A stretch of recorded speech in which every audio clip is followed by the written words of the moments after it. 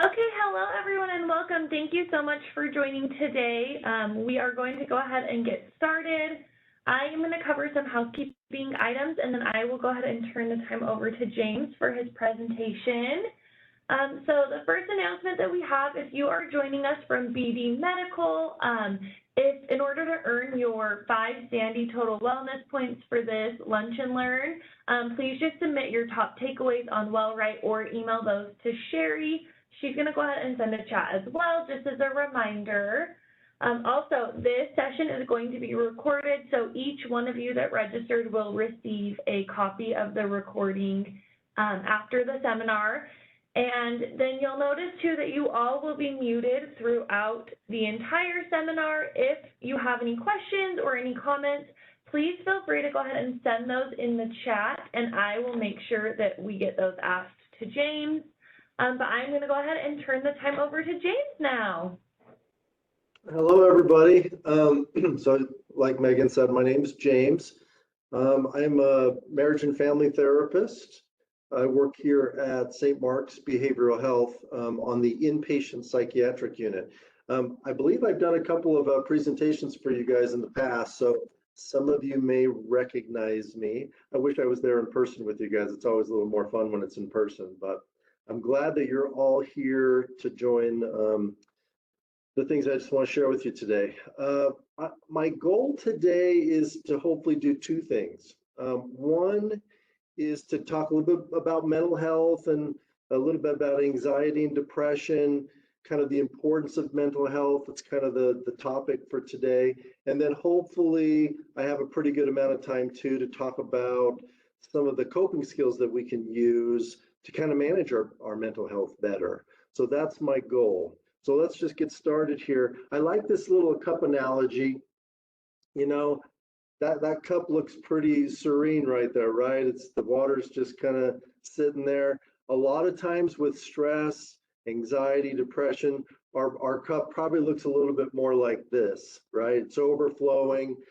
We feel overwhelmed by a lot of the stressors that we have in life, work, family, school for some people. There's just a lot of stuff going on, right? One thing that they say about stress is the only person without stress is a dead person. So we're all going to experience it. It's part of the sort of our life experience here is experiencing stress, experiencing all types of emotions, and stress is just an emotion. So we can't really avoid it. So what we can do is maybe manage it better than sometimes we do. What is stress? Let's kind of make sure we're all on the same page.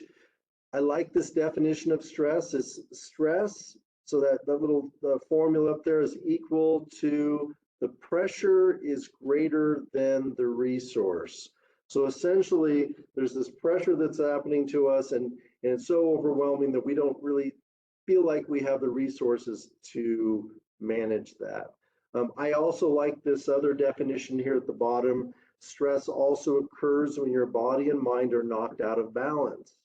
Are you living a balanced life? Now, later when we get to some of the coping skills, I'm going to show you a little activity that I enjoy doing with people to kind of help them evaluate, are they creating balance in their life? So hold on to that question that I'm asking for a little bit later. It's important to kind of know how our mind and body works. I like this, remember the fight or flight. Stress is a way for our body to cope with frightening or unknown responses to circumstances.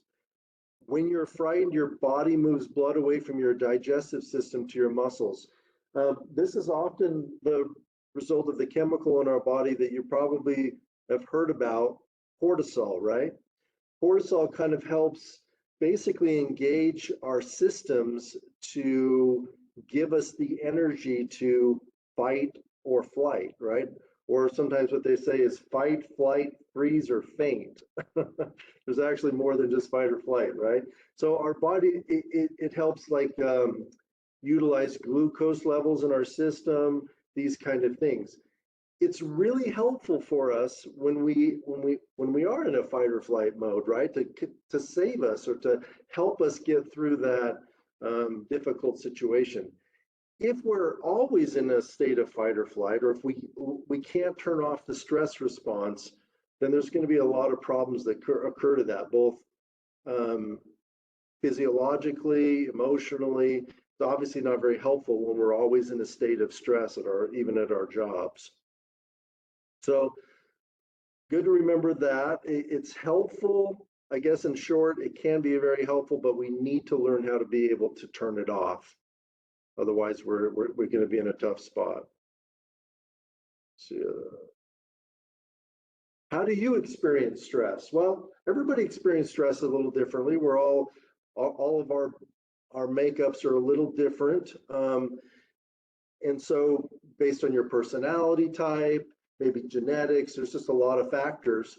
We're all going to experience stress a little differently. These are just a list of some of them, like tension, low energy. Often when I ask this question, people say, oh, I feel it in my shoulders, or I get some aches and pains. Maybe my digestion is impacted so that I might get diarrhea or nauseousness or just stomach aches. Sometimes we just find ourselves, if we're stressed all the time, and this is again part of that cortisol thing. If our body's always in this stress response, we're weakening our immune system. So you might find yourself getting sick more often than usual, which would be a possible outcome of the stress. Insomnia is a huge one. We'll talk more about that. Weight gain. They say that if we have high levels of cortisol in our system, that on a regular basis, we tend to gain weight. And it usually, honestly, comes in our abdomens more than anywhere else. Isn't that interesting? Dry mouth, decrease in sex drive, racing thoughts, forgetfulness, inability to focus, poor judgment. These are all things that can really hinder our productivity for sure. So most often, when people are experiencing high levels of stress on an ongoing and regular basis, it really manifests itself in two different disorders, depression and anxiety. Those are the most common disorders that are, in the mental health field. There are obviously other ones. We're not going to talk about those today, but like bipolar disorder, borderline personality disorder, or PTSD. There's just so many different disorders, right? But the two most common that occur because of stress are depression and anxiety. So I want to take just a few minutes to talk about both of these so that we maybe can understand the importance of them. So first, depression. 264 million people worldwide live with depression. That is a huge number, right? In 2017, around 17.3 million adults ages 18 or older in the US had experienced at least one major depressive episode in the last year. That's 6.7% of the adults in the US. That's a lot. Depression is the leading cause of disability in the United States among people ages 15 to 44. Now, I didn't put this in my slides, but interestingly enough, depression actually decreases with age. So the older we get, and I don't know, maybe there's some truth to that, older is wiser, right? Because I think we get to a point maybe where we see things a little more clearly. We don't maybe let certain things impact us as much because we see the bigger picture. I'm not sure. There's probably a lot of reasons for that, but that is interesting that the people that are the highest level of risk for depression is in that age 15 to 44. This last one is a pretty telling statistic as well. Around 39% of adults with major depressive episode did not receive treatment. And that's a travesty, especially as a therapist myself. There is very good treatment for anxiety and depression. And sadly, a lot of people go without getting the treatment that could really improve the quality of their lives. So that's, if you know of somebody or if you yourself are struggling with some level of depression or anxiety, getting some help, getting some treatment, it can really help. And we're going to talk more about that too. So what are the symptoms of depression? These come straight out of essentially the the Diagnostic and Statistical Manual for Psychiatric Disorders. So these are some of the most common symptoms of depression. Either have weight gain or weight loss of 5% in 1 month. Feelings of worthlessness, hopelessness, helplessness, or guilt. Oftentimes it can show itself in irritability or lack of concentration. We get very restless. A very common one is if we get really depressed, is we have thoughts of wanting to end our lives, suicide, or self-harm. Sometimes it's with a plan, sometimes it's without a plan. I mean, there's this big range of what suicidality can look like, right? From very passive to kind of fleeting thoughts to more active thoughts to really pondering and then actually creating a plan for how I would take my life. So there's kind of a big spectrum there. Inability to sleep, or I didn't put this in there, but oversleeping could be one too. And then these symptoms have to persist for greater than 2 weeks and significantly impact social, occupational, or educational functioning. So these are kind of, sometimes people, I often give a diagnosis to my clients of depressive disorder NOS, which is not otherwise specified, because my clients might have some of these symptoms, but they don't have enough of them to really meet the criteria to have a major depressive disorder. So, and that can be the same thing with anxiety. They have an anxiety disorder NOS as well. So what is anxiety? We're all probably a little more familiar with that. This is, again, right out of the manual. Anxiety is characterized by excessive, uncontrollable, and often irrational worry that is apprehensive expectation about events or activities. This excessive worry often interferes with daily functioning. So similar to depression, it impacts us in a couple of areas of our life. Anxiety disorders, there's a lot of people struggle with anxiety. The people that have anxiety go to doctor 3 to 5 times more often. These people are 6 times more likely to be hospitalized for psychiatric disorders. And what makes it even more difficult is, what is it that's creating the anxiety? Well, there's a lot of factors, right? It's brain chemistry, genetics, personality, life events. I mean, genetically, we can be predisposed for some of these psychiatric disorders. It is not uncommon at all for somebody that has major depression to also say that their mother or their grandmother also struggled with major depression, or even a father also struggled with those. And so some of these things can get passed on genetically. We're all born with different personality types. Sometimes certain personality traits create more resilience towards anxiety and depression. Probably, this is just me speaking, but I would imagine that if you tend to be kind of extroverted and are very comfortable in social situations, that personality trait might be a resilience factor towards developing any kind of anxiety disorder or depression, because you tend to rely on a support system more. You have we're going to talk more about this too, but the happiest people are the people that are the most well connected. So some of these personality factors can play a role.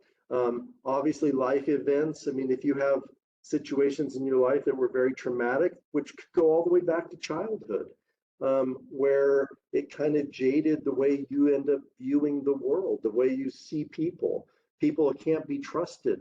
You know, don't open up to people because they'll just stab you in the back. I mean, if you develop these kind of ways of seeing the world from certain life events that have happened to you, you can see how that would lead to certain disorders possibly. They say that genetically we get up to 50% of our happiness is genetic. Isn't that interesting? I always get people kind of raising their eyebrows when I share that with them. And so when I share that in a group setting, I always ask the question, does that fit for you? like when you think about your mom and your dad and you kind of swoosh them together, do you feel like your happiness level is very similar to their happiness level? And I'll tell you guys, probably 80 to 90% of the time, people kind of nod their head and say, yeah, that seems to fit. It actually does fit with me too. I think of my mom and dad, if I put them together, I think, yeah, we're probably on a similar level of happiness. So there's definitely a genetic component here. The idea, and this we're going to learn a little bit this as I go on, but the idea is that even if we're given this genetic predisposition, there are definitely things that we can do to kind of live in the upper range of our set range of happiness. And the way I explain that is if you had, let's say, I always ask, is there a difference between 68 degrees and 72 degrees? And most people will say, well, not a lot, maybe a little bit. Well, if you were in a room where it was 68 degrees, you'd be pretty cold. If you were 72, you'd probably be very comfortable, and if not, maybe even a little bit warm. So the idea here is even if we've been given this predisposition between 68 and 72, there's definitely things we can do to kind of stay closer to that 72 degree range, because that would be significant, okay? Enough on that.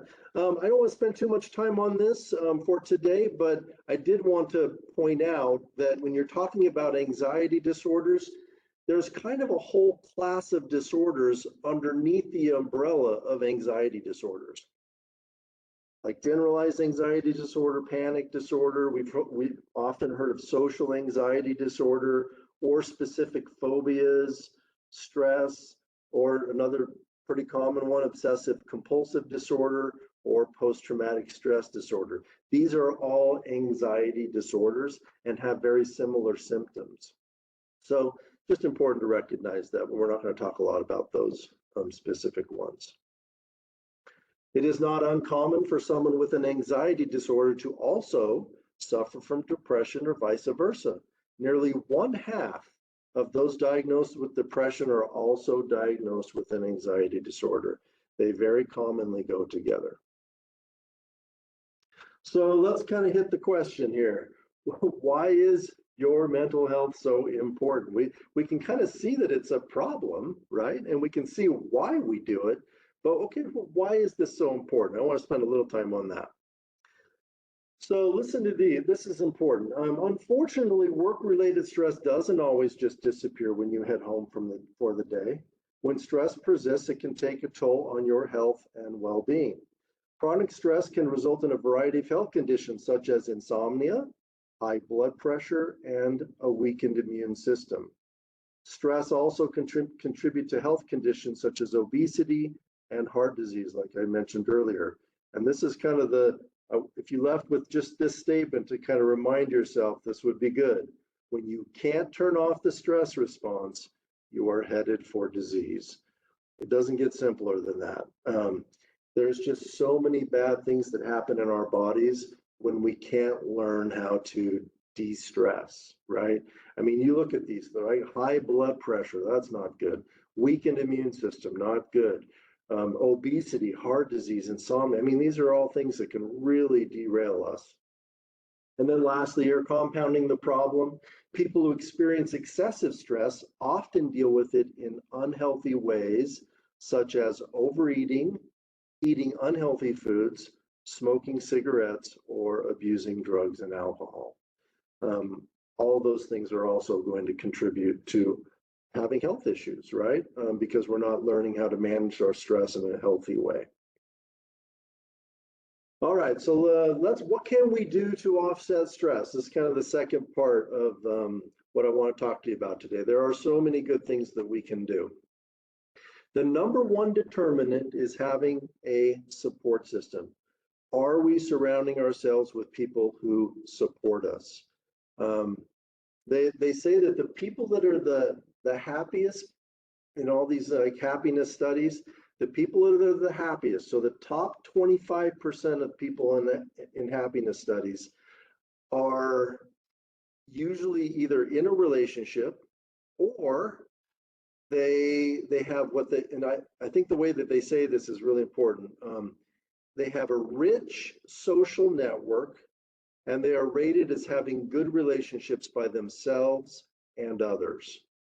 So I don't necessarily think it means you have to have a lot of friends, because I like that word, a rich social network. So it just means that if we have a couple of people at least, and the more the merrier in our lives that are supportive, we are very blessed indeed. And I think that can just ward off a lot of the stressors in our life by having a developing and building a good support system.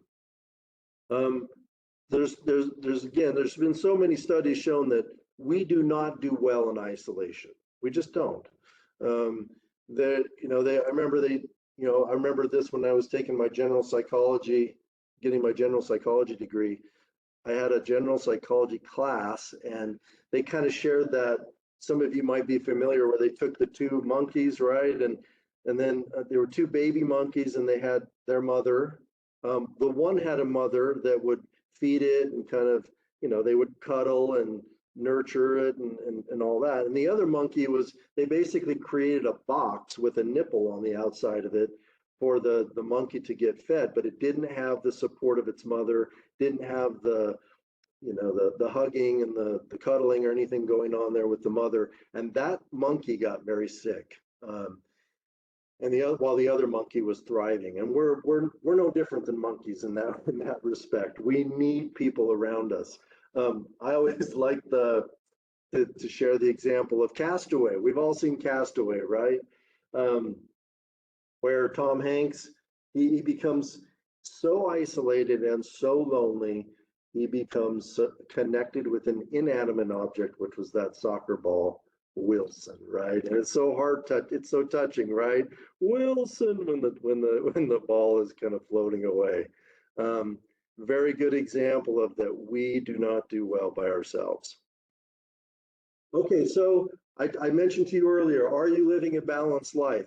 Now, sadly, because we're doing this online, I don't have the handout to give you, because otherwise I would give you this as a handout. So, but you can do this on your own. If you want to quickly, if you have a pencil in front of you, you could write down these areas that I've kind of made up here. Financial, physical, family, social support, learning and growth, neighborhood and environment, play and fun, exercise, sleep, nutrition, gratitude, contribution, and spirituality. So what I would have you do is if you get a chance to write these down, and then the next slide, you'll have more of an opportunity to write them down. So you don't have to be super, super fast, but if you write these down and create some columns and then go from 1 to 10, I would want you just to ask yourself and rate yourself, how well do you think you're doing in all of these areas in your life? So, and then you would write a line, like if, oh, you know what, I feel like I'm doing pretty good. That's a strength of mine. I'm going to give myself a 7. You just draw a line across where that 7 is. And the same thing, physical, yeah, I exercise regularly. I love to go hiking and I go regularly. Maybe that's a big one for you. You give yourself an 8. Oh, I'm so connected to my family. I have a good friendship network. Maybe you give yourself a 9 or a 10 in that area. So I want you just to create a line across where you feel like you're at in all of those areas. So I wouldn't ask you to do this if I wasn't willing to do it myself. So I did it, and you should have something that kind of looks like this, but maybe, obviously the lines are going to be different. So what's kind of cool about this is it creates a graph, so it's very visual, right? You can see where my strengths are and where some of my weaknesses are. Now, I did this honestly, I pulled this slide from something I did a long time ago, so it's a couple of years old. I would say that I'm doing a little better in exercise, but that's still probably an area for improvement. I probably am about the same in my learning and growth. I wish I would read maybe a little bit more, but I'd probably give myself a little bit higher in that area. Nutrition, probably about the same. I could probably always eat a little bit better. But you see, it's good because remember what I said is stress happens when your body and your mind are knocked out of balance. So if there's a few areas that you come up with that are your low areas, then anything you could do to boost that level up a little bit would decrease the amount of stress in your life. I really believe that. One thing that often happens when I share this with people is they give themselves a pretty low rating in the area of play and fun. They just say, you know, I'm so busy with kids, or I'm so busy with work that I just don't have time to go to a movie anymore. Or I don't really go treat myself to some, some good food very often. Or, gosh, I can't even remember the last time I took a vacation. Or, I used to play golf at least once a month or twice a month, and I didn't play at all last year. That kind of stuff. Again, I would encourage that person to just step it up a bit. Maybe commit to yourself that you're going to go play a round of golf once a month if you haven't gone in a year, right? Or I want you to go, make sure you love movies, you love going to movies, make sure you go to a movie once a month or something like that. Because anything you could do to increase your level would decrease your level of stress. So, and hey, and if you want to go home and tell your significant other that hey, the therapist told me that I needed to have more play and fun in my life so that I can have a little less stress, be it by all means. I'll let you use me as the goat. All right. So another very common technique used to help us deal with stress is just basic relaxation techniques like deep breathing. It seems a little simple, right? It seems like, okay, how's this really helping with my overall level of stress? Well, they found that, when we get stressed, we one of the negative symptoms that come with stress is we breathe shallower. Everything in our body kind of constricts, which again creates some long-term health problems if we don't learn how to turn that off. So simple things such as deep breathing, meditation. We're going to talk a little bit about mindfulness in just a second, I think, to kind of help you understand how to practice this on a regular basis. But just little simple things. They say that when you sit down to eat a meal, try to just eat a meal rather than, being on your phone or, doing two or three other things at once, right? Just be focused on that task. Walking, obviously, a lot of times it has a little bit of almost a meditative quality to it, right? When you get walking, there you tend to kind of begin to kind of think through things. You're kind of processing things in a good way. Have any of you guys ever heard of EMDR? I'm sure there's a few of you that have. It's called eye movement desensitization relaxation. It's a type of therapy where essentially a therapist in a very prescriptive way would ask you certain questions while doing eye movement. So you basically, like, you put your finger in front of your client and then you say, follow my fingers, and then you'd go back and forth like this. And then after you would do that, you would ask the question and then do the eye movement. And then what they found is that people tend to process information more quickly, better through this, they call it bilateral stimulation. There's lots of ways to do it. Sometimes, like I said, you could use your fingers. They have light bars where it goes from one side to the next. They have something called TheraTappers, where they put a little buzzer in both of your hands. They kind of just vibrate back and forth from one hand to the other to create this bilateral stimulation. Well, I've always thought to myself, maybe a little bit coincidentally, but why is walking so therapeutic? What are you doing? You're getting bilateral stimulation, right? And so you're probably stimulating both sides of your brain, which is again helping you process things better. The skill of being able to focus without distraction can be applied to many areas in your life. So I obviously teach this all the time. I try to practice it myself. I'm not always the best at it. I have to constantly remind myself to be in the present, to be in the moment. Um, I'll tell you this really quick story when, this really kind of hit home to me. When my daughter was very young, she was probably about 5 or 6. I remember one specific day I came home from work and I'm a Utah Jazz fan. And so the Jazz game was on and I can access the game on my phone. And so I got home and I kind of was sitting in my car for a minute and turned the game on, and then I'm like, okay, I gotta go in the house. So I walked in the house, and then my daughter, of course, she hadn't seen me all day. She's like, Dad, how you doing? She's just excited, and she had made something from school, and she wanted to share it with me, right? And so if you can kind of picture this, I got my phone in my hand, and my daughter's sharing me this activity that she did, and I'm looking at my phone as well as I'm listening to her, and I'm like, well, oh yeah, that's really awesome. Yeah, oh, that's great. Oh man, I'm getting torn between my phone and listening to my girl tell me this story. Isn't that sad? I learned in that, after that experience, I learned, man, what am I doing? There is nothing more important than giving my full and undivided attention to my daughter. The jazz game can wait, right? I can record it. It can wait, right? And so since that experience, I've always learned what does she really want from me in that moment? Literally, probably 2 to 3 minutes, right?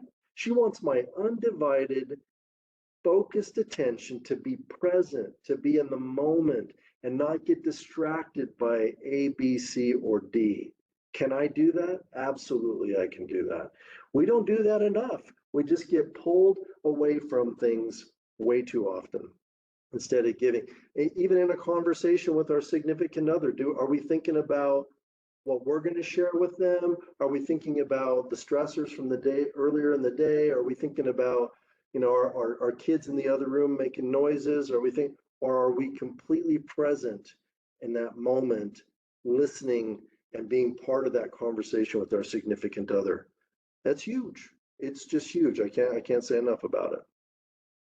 So mindfulness is this being intentionally aware in the present moment without judgment, the practice of being aware of your body, mind, and feelings in the present moment, a thought to create a feeling of calm, right? Kind of seems similar to what I was just expressing to you guys, right? How do we practice mindfulness? Well, kind of what I just shared with you. I mean, it should be kind of a daily practice of us really trying to be present in whatever we're doing. I find myself doing that at work, right? And I think you guys can probably identify with this, right? You get somebody comes up to you and says, hey, can you work on this? And you're like, yeah, sure, I can do that. And then a little later on, you know, somebody says, oh, hey, could you do this as well? Oh, yeah, sure. Yeah. Okay. And all of a sudden the stress is starting to build because now you got 2 things to do. And then maybe 2 or 3 other people give you a task. And all of a sudden you find yourself getting very overwhelmed, right? And so personally, what I've done with that stress, when I start feeling that way, is I basically have to have a talk with myself, which is essentially, listen, right now I need to focus on this one thing. I need to work on this one thing and finish it. And if there's something else that's the priority, then maybe I need to make that first thing second or third, and then move the other one to the priority. But whatever I'm doing, I need to be focused on that thing. Um, Maybe other people have a little different way of doing it, but that's kind of how my brain works. I really have a hard time moving to another thing until I get the one thing done. Because I know with my little bit of my ADHD brain, if I start working on lots of different things, what ends up happening is none of them get done to completion. Maybe you can identify with that a little bit too. But yeah, so it can mean, when you start talking about meditation, it can mean just like I have here on my slide, take a few minutes, find a place to sit, a place that's calm and quiet, your kind of safe place. Take 10, just even 5 to 10 minutes notice your body, notice your breath. If your mind starts to wander, which it often does, just gently bring it back to the present. Everything that I've learned about mindfulness is it takes practice. It's not something that you're just going to learn in the moment, in a quick minute. It just takes time. What ends up happening is if you kind of continually practice to try to bring your mind to the present, it happens quicker. And then it starts to almost happen naturally, where you don't even have to really try to do it. Our minds, that's just kind of the nature of the mind. It kind of wants to go in lots of different places. I heard Jon Kabat-Zinn, he's one of a mindfulness kind of guru, and he said, the mind is like the Pacific Ocean. It kind of ebbs and flows. It's up and down. And so what we're really trying to do is, with mindfulness, is get beneath the ebbs and flows of our thoughts and get into this place of quiet, peace, safety, and that can happen. Just take some practice. At the very end of my presentation, hopefully Megan can at least share the videos, and I have some videos. Obviously can't show those while we're doing an online presentation, but I have some videos on the back. That one of them is this Andy Puddicombe. All it takes is 10 mindful minutes. So it's called mindfulness. He does this little juggling thing where you learn how to, basically you can just be mindful in 10 minutes, and that can be really helpful in your life. I have another one I think that I put in there called Mindfulness 60 Minutes.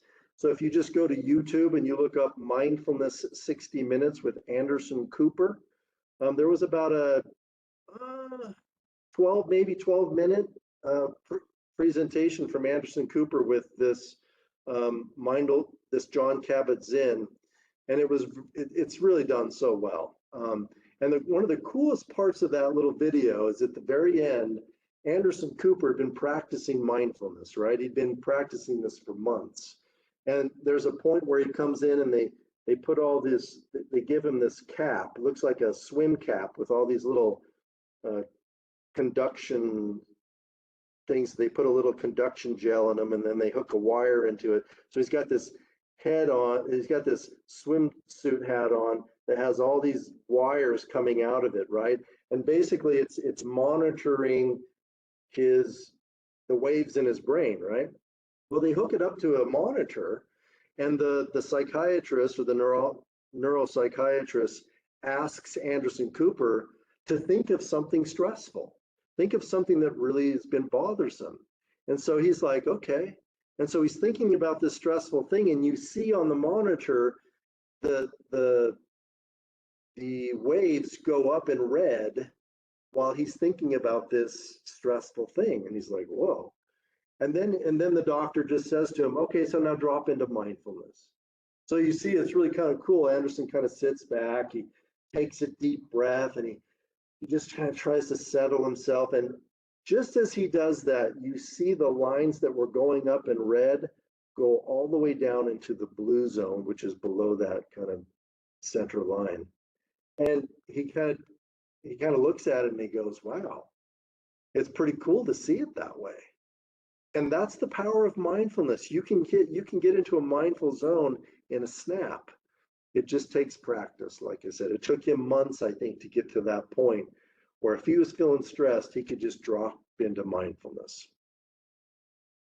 So what else can we do? Well, there's lots of good little things we can do to kind of help us. One of the things I like is just listening to our bodies. Our bodies oftentimes tell us what we need. Maybe we're excessively tired. That probably is a good sign. We need to get a little more sleep.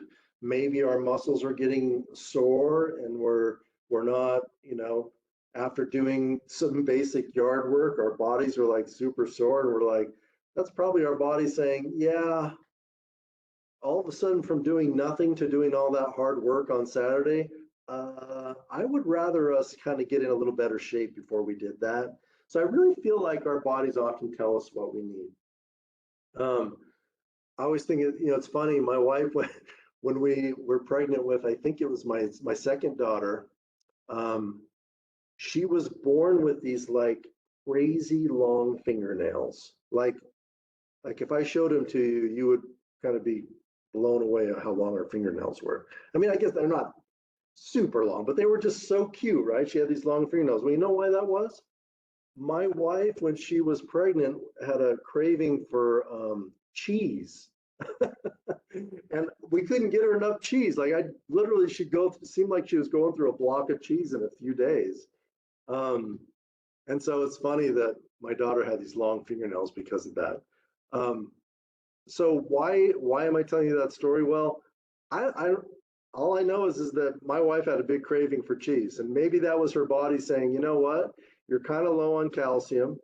You really need to kind of boost that up in your body for both you and your baby. So it created that craving. And a lot of you women in the room that are listening to me right now are probably like, yeah. I remember having a buddy of mine that said his wife in the middle of the night had a craving for a kraut dog, and that was when they had the training table was still around, and so that was the only place that he could go to get a kraut dog for his wife. So I don't know, maybe her body was just needing whatever was in a kraut dog. I don't know. Exercise is a huge one. I could spend a whole lot of time talking about exercise. Um, there's a couple of things that I will say. One thing is there are very few things that a therapist can tell their client that if you do this thing, you will feel better. Exercise is that thing because it is a physiological fact that when you get your heart rate up for even less than 30 minutes, you will release some of those positive chemicals in your brain, like serotonin, dopamine, right? You get these positive chemicals, these chemicals that make you feel settled, to make you feel good, to make you feel energized a little bit, help you have a little more of a positive outlook. These things are released when you're doing exercise. This is exactly why certain people who are pretty religious at exercising, right? Like get up early in the morning and they go to the gym, or they make sure they take their walks around the block every day or 3 or 4 times a week. Why is that? Because they have learned that when they do that, they feel better. And when they don't do it, they don't feel as good. So just a little bit of effort to exercise a little more, I think would have very big benefits for you.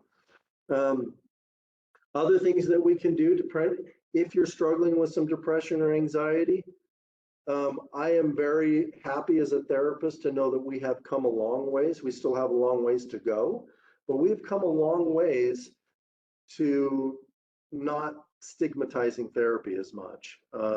A lot of people are more than happy to say, you know what, I'm going to go try to see a therapist and see if they can help me with this. That's huge. Like I was saying earlier, therapy works. There's so many good studies out there that show that people that engage in therapy, that have a good trusting relationship with their therapist and get good treatment, they improve.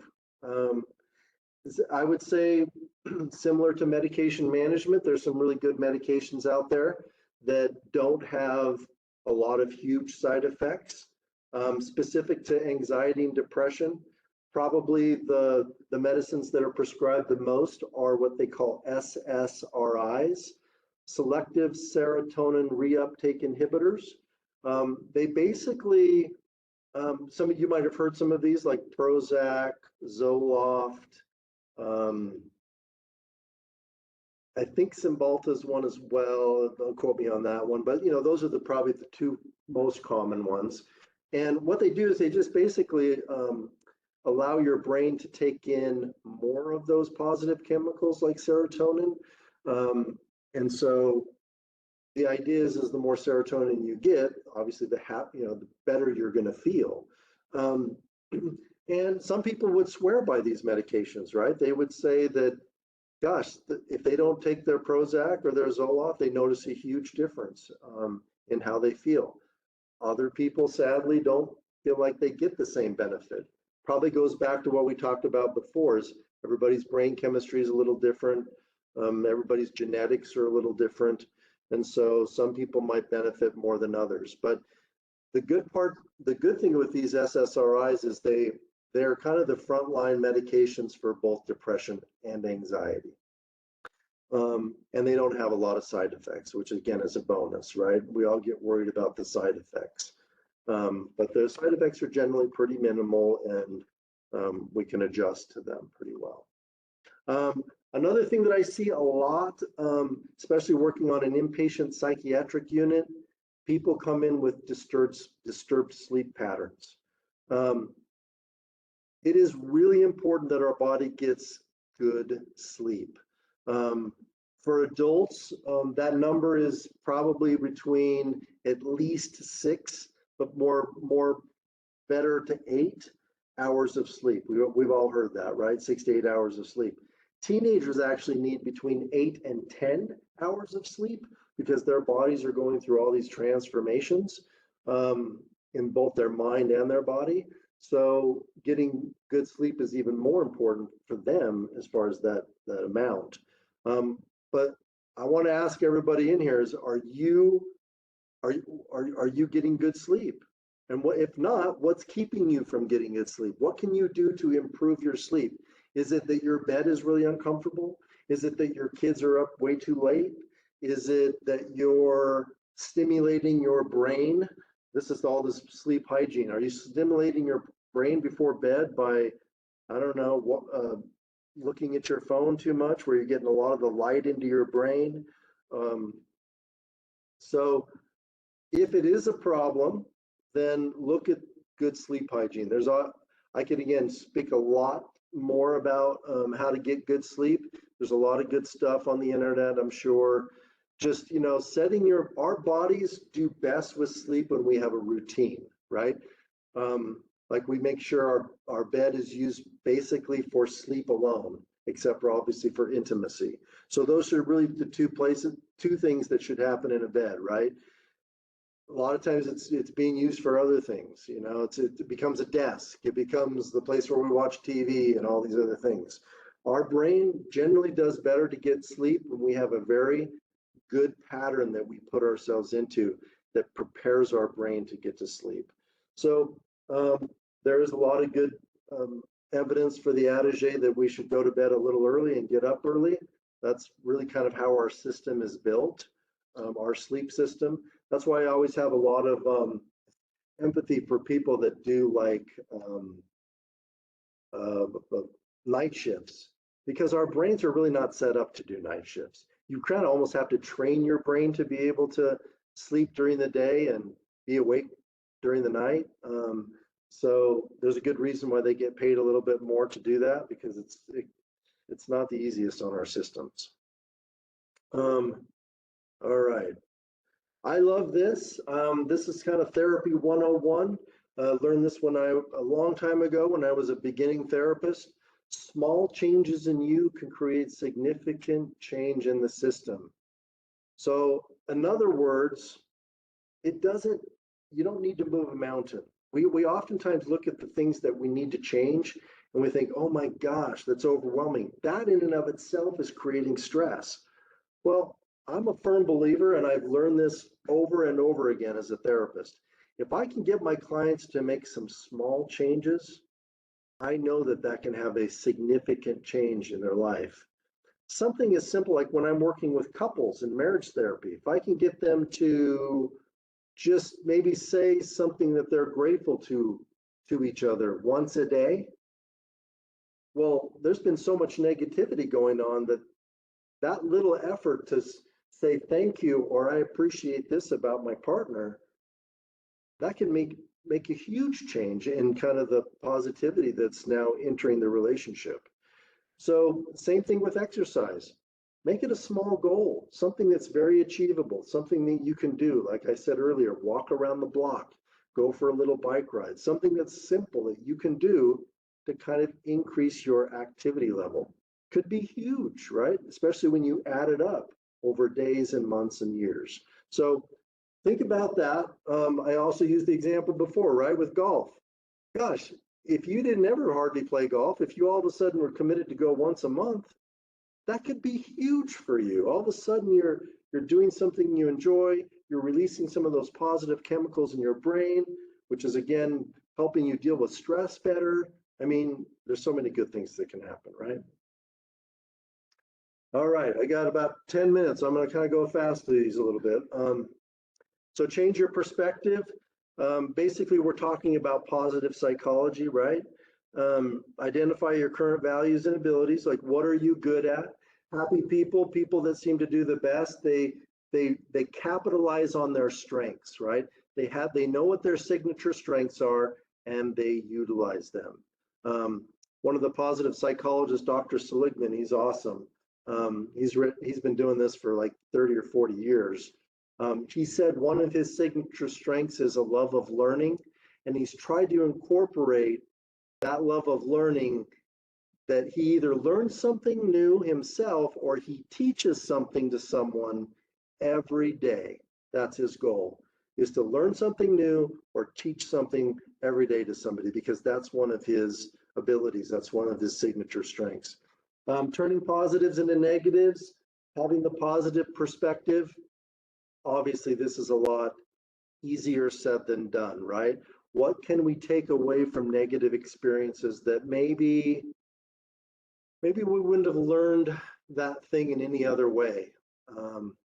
You've heard these sayings, right? Like turn your lemons into lemonade, or turn your, you need to see the roses for the thorns, these kind of things, right? But there is really a good power there that oftentimes just gets overlooked. What is it that I can learn from this experience that will help me moving forward? Just think, I wish I could say more about that, but I think, for time's sake, I'm getting close to the end here. So, but I love that idea there. Practicing gratitude, again, a huge one. This is pretty cool. There's been a lot of research that's come out over the last probably 15 years on the impact of gratitude in people's lives. So in other words, if you have this attitude of gratitude where you make it a consistent and concerted effort to be grateful for the things you have in your life, there are so many positive things that come with that. You achieve more goals in your life you set for yourself, both academic and physical goals. So again, people that practice gratitude exercise more. So they achieve more goals, they sleep better, their relationships improve. They often call gratitude as a booster shot for people's relationships, kind of like what I shared with when I'm working with couples. So usually the way you practice gratitude, at least the research is you keep a gratitude journal. So at least 3 or more times a week, you would write in a journal the things you're grateful for. And then another way that oftentimes this is researched is they'll have people write a letter of gratitude to somebody that's meant a lot in their life.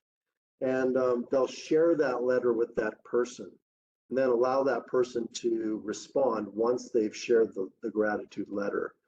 Well, again, there's just so many of these positives, these positive outcomes to people that do these kind of exercises. One of the reasons is because when you're practicing gratitude, it hijacks your emotional system. You begin to look for more things to be grateful for, because you don't want to be saying the same thing you're grateful for every day. So your mind automatically looks for more things to have gratitude over. How cool is that? And so then it puts you in this, again, positive perspective. Anything else I want to say on that? No, just good stuff. I love gratitude. And I've added a couple of videos also at the end where just talks about some of the power of gratitude. Connection to a higher power, that's another big one. They found that the happiest of people are the people that are, well, one of the factors that is pretty well researched is that people that have some connection to their higher power a lot of times it's honestly about religiosity, but I think we can put religiosity and spirituality kind of together. But the research is really about religiosity, and they found that people that are connected spiritually or religiously, they tend to do better with managing their depression and anxiety. They tend to deal with life circumstances and heartache better. Yeah, generally they just do better overall. Now, why is that?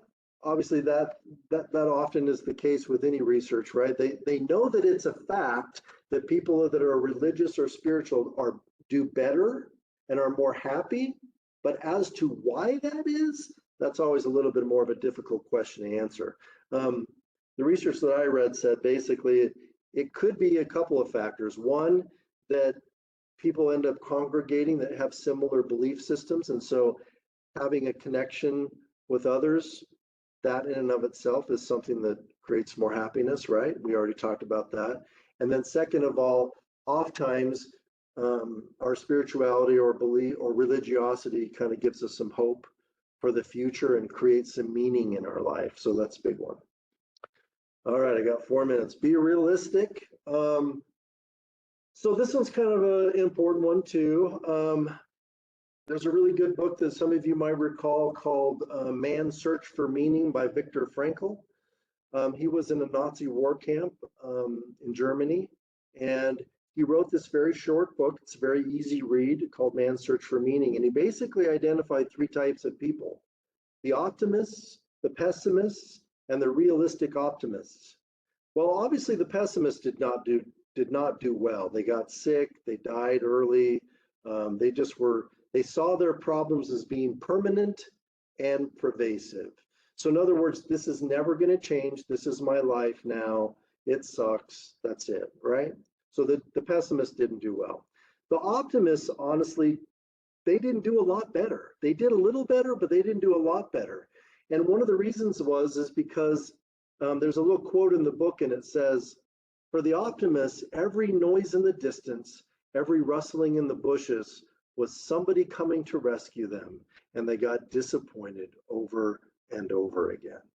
So the people that did the best were the people that were the realistic optimists. They said, you know what? Our families have not forgotten us. Our government has not forgotten us. We will eventually be saved from this situation. So what can we do to make the best of this and to endure this while, as much as we can? So they relied on one another, they served one another, they were kind to one another, and those people did the best. So realistic is good. I'm not going to spend much time on radical acceptance. It's just basically accepting that our lives is going to get chaotic once in a while, and it's okay to say it's okay. That sometimes you just have to accept that really sucked that happened. That was really a bummer, but I'm not going to let it overtake me. I like this: identify boundaries and maintain them, learn to say no without guilt or shame. This is essentially just a summary of kind of what I talked about earlier. Happiest people, or the people that are most least stressed, are people that engage in activities that bring them joy. They have a rich social network. These are people that engage in works that bring them joy, finding the ability to find work enjoyable, finding things at work that you can do to kind of bring that joy. And then we already talked about practicing gratitude. So in summary, we're here right at the end. I got 1 minute. Recognize stress, do some mindfulness practice. Find a mindfulness practice that you can do. Take care of your body. Your body is, just like a car. You need to take care of it for it to run well, right? Both body and mind. Exercise, eat healthy, where you're getting the energy you need. Avoid harmful substances that are not going to really benefit us in the long run. I already mentioned engage in fun activities and be connected spiritually with your community, your significant other, family, and friends. That's what we want to look at, right? We want our cup to be, get rid of some of the stress, there's always going to be a certain level of stress in our life, but that's where we want to be, right? Kind of calm and serene like that last cup. And these are those videos that I have that hopefully we can share with you guys. I appreciate your time. Let me talk to you about anxiety and depression and coping skills. Thank you so much, and that's all I got. Perfect. Thank you so much, James, and thank you everyone for joining. Like I said, this session was recorded, so we will make sure that you all get a copy of that recording so you can see the videos and the suggested watch list that James sent over as well. All right, take care.